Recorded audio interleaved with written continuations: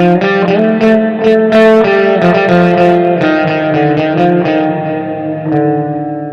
puedo, por ejemplo, expresar a usted que en 60 años han salido del Chile 9.800 millones de dólares. Todo el capital social de Chile está evaluado en 10 millones. O sea, prácticamente ha salido un Chile entero, nuestra frontera, para ir a fortalecer a las grandes empresas. Nosotros, por ejemplo, estamos dispuestos a firmar un contrato para venderle a Estados Unidos 100.000, 200.000 toneladas de cobre que necesitan ahí. Pero el cobre tiene que ser nuestro, porque es fundamental.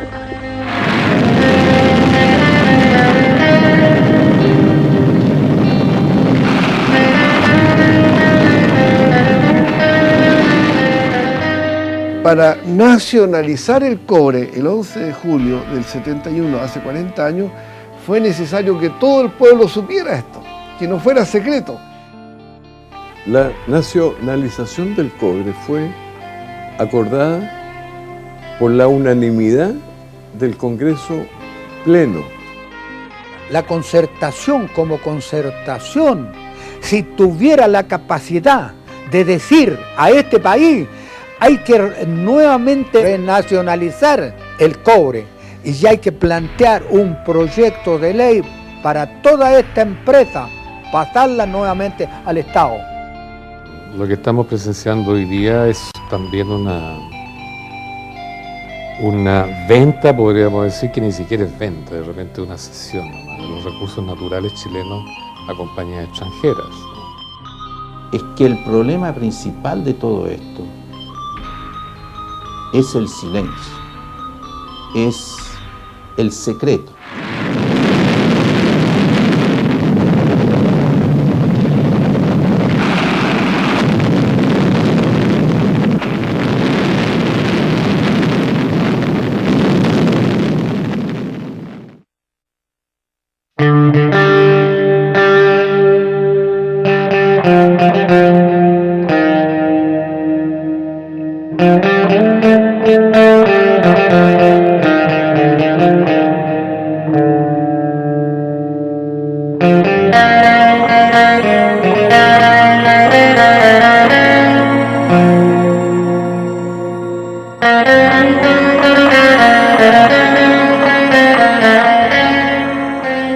El cobre es uno de los primeros metales usados por el hombre ya en la prehistoria. Restos arqueológicos dicen que las primeras explotaciones de cobre y otros minerales en el norte chileno empiezan alrededor del 500 a.C. La explotación del cobre por los norteamericanos empieza en el año 1905, cuando la Braden Copper Company inicia la producción en la mina El Teniente, cercana a Rancagua. Posteriormente, en 1913 entra en funcionamiento Chuquicamata, la mina a tajo abierto más grande del mundo, explotada por la Chile Exploration Company. En la década de los 50, los trabajadores chilenos fundan sus organizaciones sindicales más importantes. La Confederación se funda en Machalí el día 23 de marzo de 1951. Entre sus primeros acuerdos en la fundación de esta Confederación de Trabajadores del Cobre se planteó la nacionalización del cobre. Algo inédito en este país que una organización sindical en su fundación tome un acuerdo como ese. Pero ya los dirigentes que habían en aquella época valorizaban la importancia que tenía que las utilidades que producía el cobre, ¿verdad?, fueran de propiedad del Estado y para el desarrollo del país y el bienestar del país, no para las empresas norteamericanas.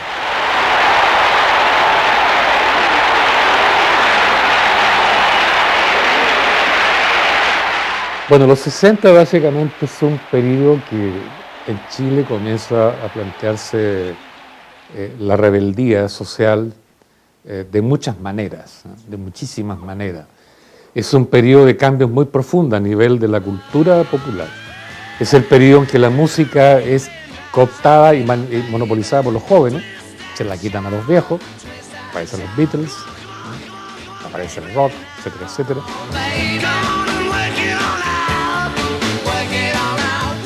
Es el periodo entonces que la juventud comienza a aburrirse de este intento de desarrollar el país por la vía parlamentaria, aceptando la Constitución, aceptando las relaciones amistosas con Estados Unidos, y comienzan a plantear la vía no parlamentaria al desarrollo, la vía no capitalista al desarrollo, y a la vista de la Revolución Cubana y lo que pasaba en Vietnam, entonces comenzó a hablar de la revolución de Frentón.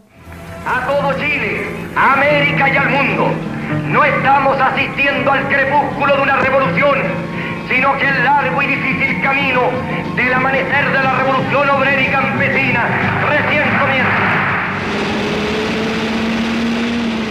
La chilenización fue un tímido paso hacia la recuperación de las riquezas básicas de Chile, iniciado por Eduardo Frei Montalva, quien llamó a este proceso la viga maestra dentro de su programa de gobierno. Esta consistió en la creación de sociedades mixtas entre el Estado chileno y las compañías norteamericanas. Para eso, compró el 51% de las acciones de las empresas subsidiarias existentes en el país, pagándoles cifras cuantiosas, además dejando la administración de ellas en manos de las compañías extranjeras. Nosotros como federación estuvimos en contra de la chilenización, y más aún cuando esta era mayoritario el Estado chileno, con el 51%, y un 49% continuaba en poder de las empresas norteamericanas. Y la comercialización y la administración de las empresas continuaba también siendo dirigida por los norteamericanos. O sea, para nosotros la chilenización era una pantalla para continuar con la explotación del cobre por los americanos. Nuestro cobre, la carne de la pampa, enclavado en la tierra colorada que vive allá en el norte, empapado de sol y de montañas, motivo de los hombres, y mezclado con la sangre y con el alma de todo un pueblo pobre. Para que pueda hacerse posible la elevación del nivel de vida del hombre y la mujer de nuestras tierras, nuestras patrias, se necesita que estos países sean dueños de sus riquezas fundamentales. Por eso nosotros hemos señalado al imperialismo como el enemigo número uno.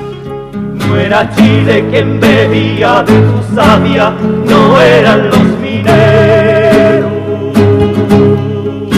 Que Chile es un país de enormes recursos naturales, ¿no? Y ciertamente en la medida que no ha desarrollado un sector industrial moderno y competitivo, ha tenido que trabajar siempre sus recursos naturales para la exportación. Entonces el hecho de que se hubiera nacionalizado el cobre significó que el principal recurso natural pasara a control estatal de los chilenos, y en esa medida todas las ganancias que pudiera entregar el cobre, los excedentes que genera el cobre, podían ser manejados por el Estado para su inversión y producir el desarrollo que el país necesitaba en esos años.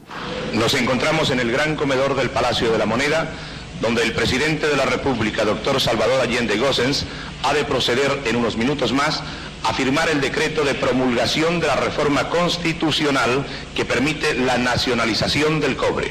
Este acto tiene una extraordinaria trascendencia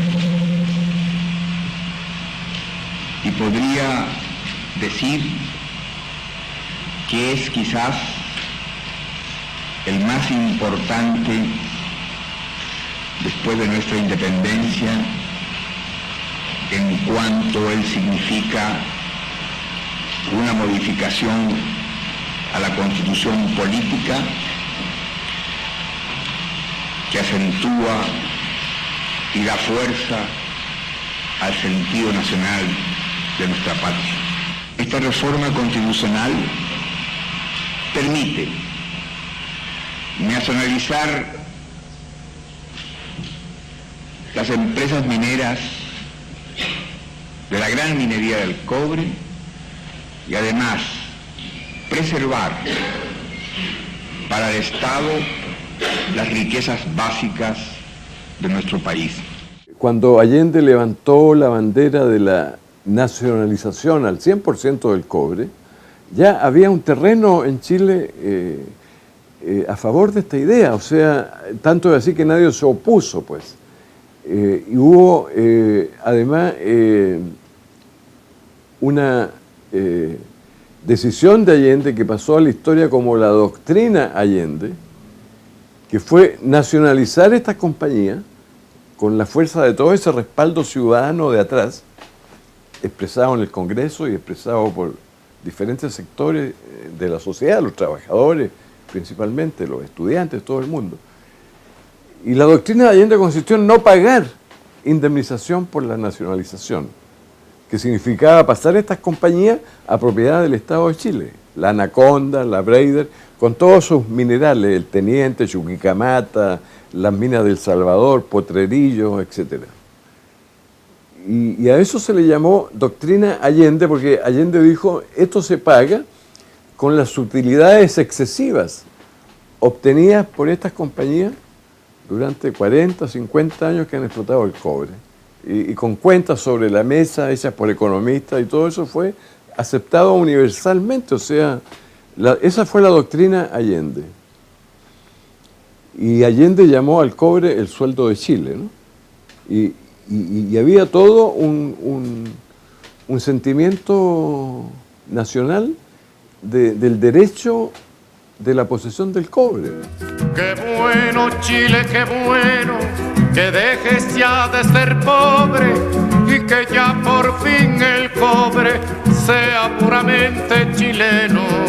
Ahora te toca a ti, minero, cuidar la mina, que nada te la destruya, que la mina es de la patria y ahora la patria es tuya.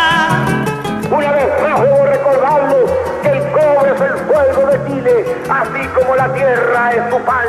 El pan de Chile lo van a garantizar los campesinos con su conciencia revolucionaria. El futuro de la patria, el sueldo de Chile está en las manos de ustedes. A trabajar más, a producir más, a defender la revolución desde el punto de vista político con la unidad popular y defender la revolución con la producción que afianzará el gobierno del pueblo. De la nacionalización del cobre en particular es una de las grandes cosas que le costó a Chile, al pueblo de Chile, y la vida de Salvador Allende, entre otras cosas tan importantes por haber nacionalizado el cobre.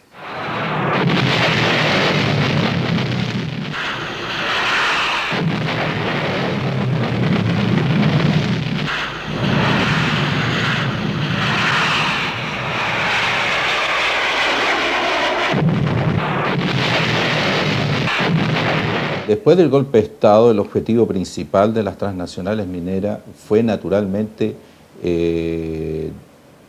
desnacionalizar lo que había sido nacionalizado, es decir, privatizar las 5 empresas que había nacionalizado Salvador Allende. Pero todo ese importante grupo de las transnacionales, más la presión política interna de la derecha chilena, por privatizar las empresas nacionalizadas, se topó con el freno de los mismos militares, y no de cualquier militar, sino que de los militares que estaban en la Junta de Gobierno. Incluso Pinochet, Toribio Merino y Gustavo Lee estaban en contra de la privatización de las empresas nacionalizadas y al contrario, a partir del año 76, dictaron varias medidas, varias leyes, incluso reformas constitucionales para consolidar la nacionalización del cobre. Entre ellas, por ejemplo, de que el 10% de las ventas de Codelco fueran a las Fuerzas Armadas. Porque el año 80, cuando la Junta de Gobierno discutió la nueva constitución que nos impuso Pinochet, los Chicago Boys y el grupo de Jaime Guzmán presionaban para que en la nueva constitución, aprovechando que se hacía con las armas en la mano y obligando a los chilenos, cualquier cosa que dijera esa constitución se iba a aprobar. Entonces, esta era la oportunidad para anular lo que hizo el Parlamento chileno por proposición de Allende el 11 de junio del 71. Y proponían borrar aquella parte de la Constitución que dejó establecida esta ley. La ley se llamó la Ley 17.450. Esa es la ley que modifica la Constitución. Dice: el cobre es de manera absoluta, exclusiva, inalienable e imprescriptible de propiedad del Estado chileno. Es decir, no hay ninguna ley en Chile, probablemente en América Latina, que tenga 4 conceptos, ¿no? Absoluta, exclusiva, inalienable e imprescriptible. O sea, eso es para que a nadie se le pase por la mente jamás nunca privatizarlo o revertir la nacionalización.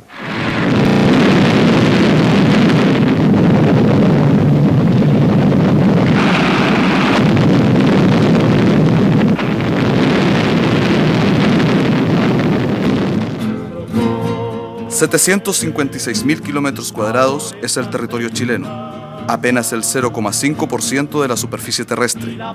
En esta pequeña franja se encuentra entre el 40 y 50% de los recursos de cobre económicamente explotables. Es un regalo de la naturaleza que en un país tan pequeño como el nuestro se concentre tan alta cantidad de cobre, que después del petróleo es de la mayor importancia estratégica para la humanidad. Este nuevo capitalismo que surge después del 82 en el mundo es el que instala el modelo neoliberal. Porque el capital financiero necesita circular. Si ve un lugar apropiado, baja, se invierte. Si ve que la cosa se complica, levanta vuelo y se va. Entonces, el neoliberalismo consiste en crear un mercado mundial abierto para que el capital financiero circule sin problema, libremente. Entonces eso significa abrir las economías al mercado mundial, reducir los costos de las políticas sociales del Estado, reducir la planta burocrática del Estado, ¿sí? Desindustrializar los países y dejar que el capital financiero se invierta donde quiera, como quiera, y sobre esa base se produce el desarrollo. Esa fue la apuesta de Pinochet. Las compañías extranjeras vienen operando desde los militares y con los 20 años de gobierno de la Concertación, que le dio más granjería al flujo de los capitales extranjeros, sin ninguna responsabilidad de dejar algo en el país, ni control de las remesas de las utilidades, y por supuesto sin tributación en el sentido de la regalía, del derecho a explotar un recurso que no es renovable, que se acaba. Esas ideas han perdido mucho terreno y es muy poca la gente que se ha dedicado a hacer conciencia sobre esto. El hecho que existe inversión extranjera en los recursos naturales es una expoliación en sí, por ese mismo hecho. No se debe permitir en ningún país de América Latina la inversión extranjera en la minería.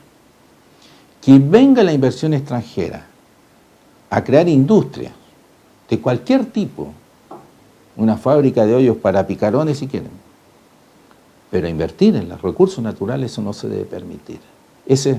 Yo podría decir, eso es traición a la patria.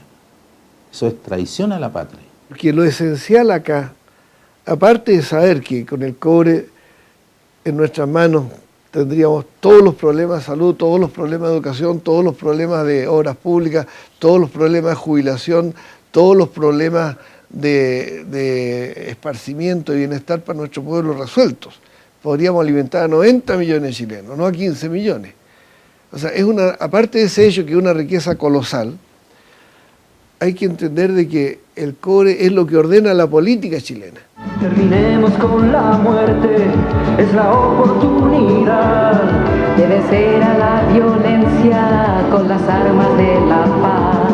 Porque creo que mi patria necesita dignidad. Por un Chile para todos, vamos a decir que no. Vamos a decir que no, oh, con la fuerza de mi voz. El año 1988, cuando ya se sabe, después del plebiscito del 5 de octubre, que en el año siguiente va a haber elecciones presidenciales y va a ganar un candidato contrario a Pinochet, ¿no? Entonces Estados Unidos le pone como condición a la Concertación y a Elwin de que si ellos quieren llegar al gobierno, tienen que entregar el cobre.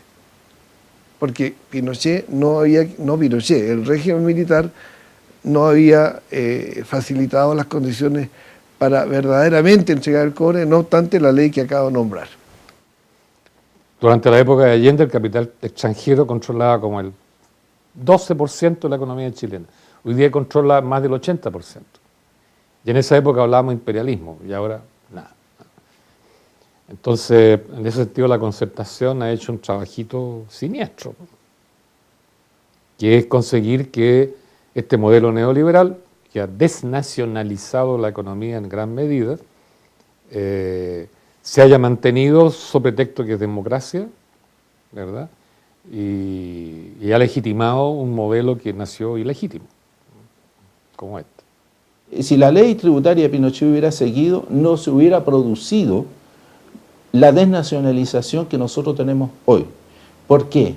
Porque con Pinochet el impuesto a la renta que tenían que pagar las empresas mineras se pagaba en base a la renta presunta. ¿Qué quiere decir renta presunta? Que la ley presume la renta. Es decir, no puede existir una empresa que no tenga utilidades, porque la ley se la presume de oficio. ¿En base a qué? En base a las ventas. Es decir, una empresa vendía 1 tonelada de cobre e inmediatamente pagaba impuestos por esa tonelada de cobre, aunque hubiera gastado $1.000 millones en producir esa tonelada, la tenía que pagar porque es las ventas. En base a eso se pagaba el impuesto.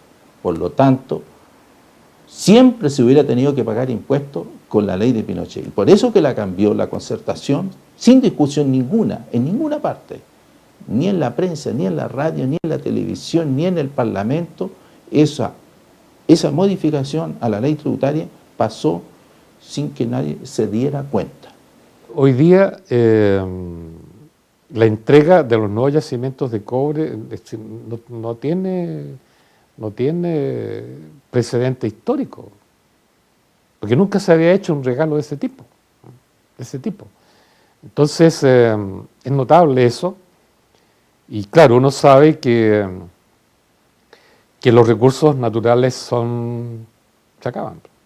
El saqueo de nuestro cobre se puede hacer solo a escondidas, solo mediante una maniobra de oscuridad, de encubrimiento, para que el pueblo chileno no lo sepa. Entonces, hacer luz sobre esto es la tarea de cualquier patriota. Codelco hoy día debe representar entre el 27 y el 28% de la producción chilena de cobre. Es decir, pasamos el año 89, al terminar Pinochet, Codelco representaba el 80% de la producción nacional, más otro 10% lo representaba ENAMI, la empresa nacional de minería, la que trabaja con la pequeña y mediana minería nacional. Entonces podríamos haber dicho que el Estado tenía cerca del 90% de la producción nacional de cobre. Hoy día el Estado tiene 28% solamente de la producción nacional de cobre. En resumen, bajo su opinión, como economista y como militante del Partido Socialista, las administraciones de la Concertación fueron peores que la dictadura en la defensa del patrimonio nacional? No fueron peores que la dictadura. Fueron lo peor que ha existido en la historia de Chile. Lo que hizo la Concertación con el cobre, el daño provocado por la Concertación con lo que hizo en el cobre, no ha existido en la historia de Chile algo peor. Pueden ustedes recorrer ni siquiera la pérdida del salitre. Es tan grave como lo que se perdió en estos 20 años con las políticas de la Concertación. Porque no le podemos echar la culpa a la dictadura con la ley de José Piñera, porque no fue esa ley la que permitió la desnacionalización, sino que son las leyes que hizo la Concertación a partir del año 90. Entonces, peor que la Concertación en la minería no existe en la historia de Chile. Por fin el cobre sea puramente chileno. Yo creo que estamos en los inicios de un movimiento ciudadano que va a comenzar a presionar para que los recursos naturales tendrían que ser renacionalizados de alguna manera. Todo yo creo que se va a jugar en esta apuesta, en este tira y afloja por la cuestión de Hidroicén. Es una batalla que hay que ganarla. Que la perdemos, yo creo que casi perdemos la guerra, un poco menos. Que no haya más sube y baja en manos del extranjero y que por fin el minero sepa para quién trabaja. Ahora te toca a ti, minero, cuidar la mina, que nada te la destruya, que la mina esté en la patria y ahora la patria es tuya.